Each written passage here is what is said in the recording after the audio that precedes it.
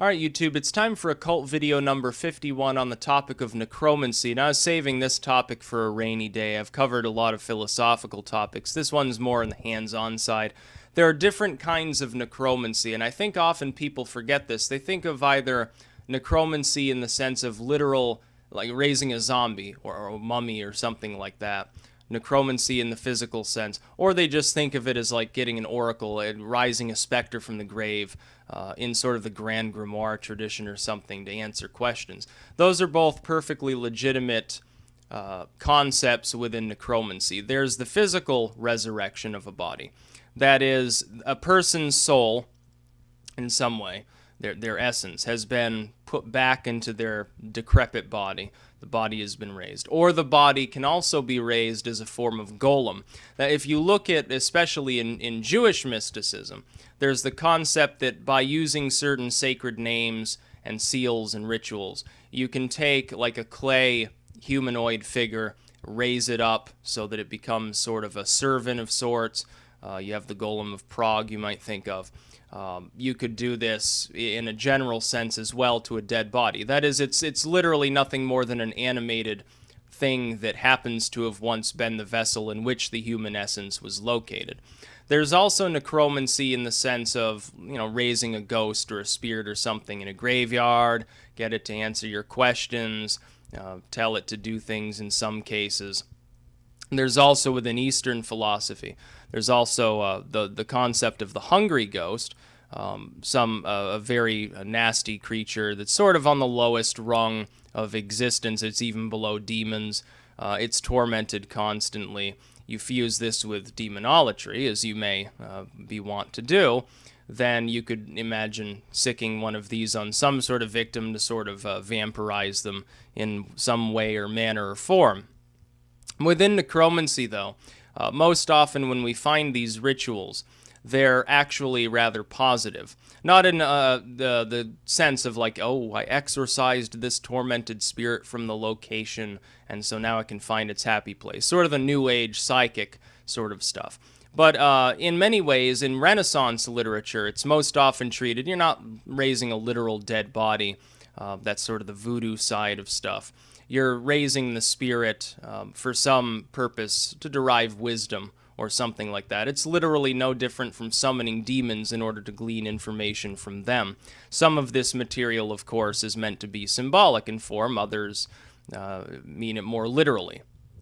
If we're looking at sort of the zombie tradition, though, that really goes, that has nothing really to do with Europeanized variants of actual literature. The tradition carries in these grimoires from France to French regions of the world in the colonial era. It was then taken and overlapped on to more tribal traditions, non-Christian traditions, non-European traditions, creating the modern sort of hoodoo cult. That is, if a person is drugged enough, it can put them into a stupor that can last for a very long hypnotic period of time. They can be sent out to do things, but they have sort of a dead appearance. They're not really operating on a conscious basis. They're sort of just taking commands. They've been mesmerized in a way by a cocktail that most often includes a very high dose of solanine and, scopolamine. By delivering this to an individual, they go into like a coma state. They become highly easily suggested towards through the process of mesmerism. And they're sort of like, that's a zombie, but they're still a living person. They just have corpse-like tendencies, as in they don't have their own volition for the most part. They can regain it at any time, but they don't really have their own volition for some period of time.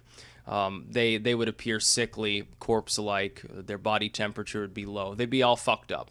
If you didn't tell them to eat, they probably wouldn't even eat until they were absolutely ravenous, and at that point they just go berserk or something.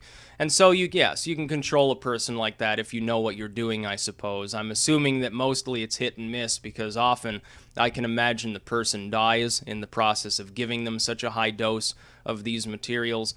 That's not really necromancy, though. It's still a folk tradition. It still does come from the occult. It comes from the French cycle.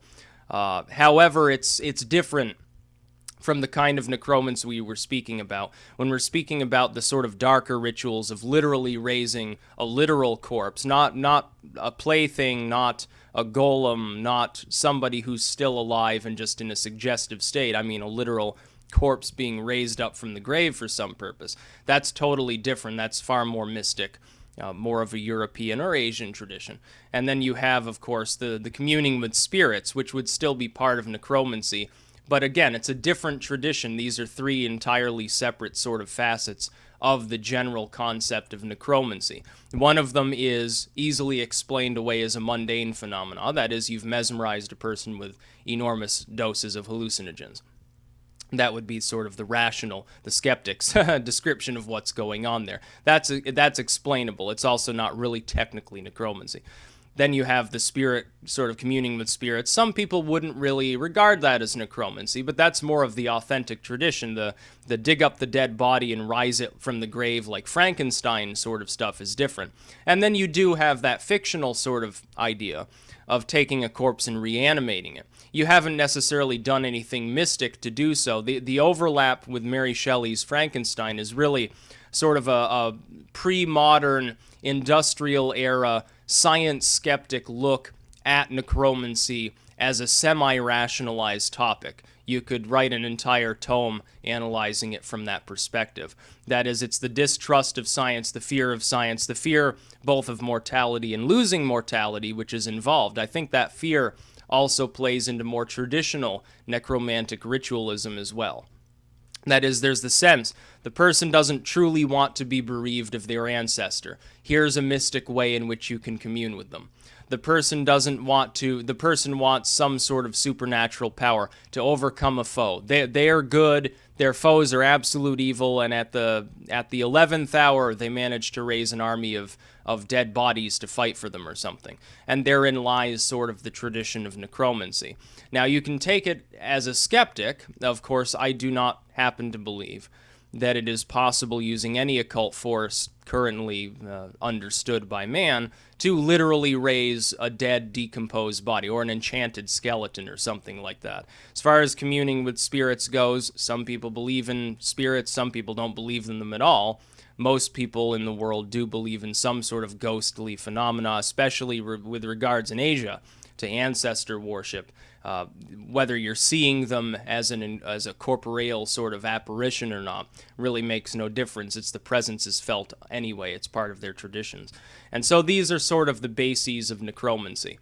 You have all sorts of texts from the European and as well as foreign traditions really on this topic, and it spans thousands of years of time. Let's face it, you can go back to ancient Greece and you can find treatises on ghostly phenomena that really happen. From exorcising those spirits to people being tormented by them, to people's ancestors in a spirit form, telling them to do something, to overcome some obstacle or foe, telling them it's all right, just believe in yourself. Various things there, and some of it's psychological, some of it's really a metaphor, sort of like the Bible is. But again, even if you look at the Bible, what happens to Lazarus? He gets risen from the grave. What happens to Jesus? He rises from the dead, sort of as both spirit and body at the time that it happens. So you even have this within Western accepted religious forms. You have literal tales of necromancy therein. And yet most of these people, if you were to approach them and say, there are other traditions that stress that you can actually do this for yourself, they wouldn't believe it. I find that very funny. So there's a little bit on necromancy. It goes back quite some distance in humans past. It comes from multiple traditions. There are multiple facets of it, and it's certainly, it's useful within the occult to at least learn about the concepts behind it. That's about all. Peace out.